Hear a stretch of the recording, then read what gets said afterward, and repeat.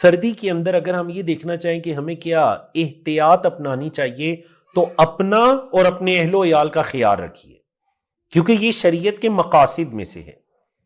بعض لوگ پرواہ نہیں کرتے، خاص کر بائک وغیرہ پر آنے جانے والے، وہ اپنے جسم کو اچھی طرح سے ڈانپتے نہیں ہیں، کبھی نزلہ زکام، کبھی بخار، کبھی دیگر بیماریوں کے اندر مبتلا ہو جاتے ہیں۔ ایسے مت کیجیے۔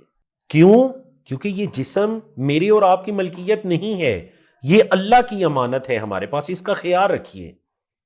اللہ نے سورۃ البقرہ میں فرمایا، آیت 195، وَلَا تُلْقُوا بِأَيْدِيكُمْ إِلَى التَّهْلُكَةِ، خود اپنے ہاتھوں اپنے آپ کو ہلاکت میں مت ڈالو۔ اور سورۃ النساء آیت 29 میں فرمایا، وَلَا تَقْتُلُوا أَنفُسَكُمْ، اپنے آپ کو قتل مت کرو، إِنَّ اللَّهَ كَانَ بِكُمْ رَحِيمًا، اللہ تم پہ بڑا رحم کرنے والا ہے۔ تو تم میں کیوں اپنے اوپر رحم نہیں آتا؟ اللہ تو تم پہ رحم کرنے والا ہے، تم کیوں اپنے آپ کو قتل کرتے ہو؟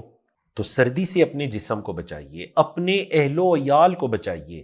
اللہ کے رسول صلی اللہ علیہ وسلم نے فرمایا، صحیح بخاری 6139، ان لربک علیک حقا، بے شک آپ کے رب کا آپ پر حق ہے، ولنفسک علیک حقا، آپ کی جان کا بھی آپ پر حق ہے، ولاہلک علیک حقا، آپ کے اہل و عیال کا بھی آپ پر حق ہے، فاعطی کل ذی حق حقہ، جس جس کا آپ پر حق ہے نا اس کو اس کا حق دو، جس جس کا حق ہے اس کو اس کا حق دو۔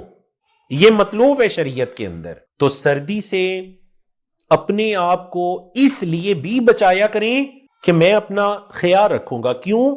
کیونکہ اپنا خیال رکھنا شریعت نے مجھ پر یہ ایک حق لازم کیا ہے، خیال نہیں رکھوں گا تو اللہ کے ہاں جواب دہ ہوں گا۔ کھانا پینا، اچھا کھانا پینا، خیال رکھنا، اپنے آپ کو ہلاکت میں نہ ڈالنا، اچھا لباس موسم کے مطابق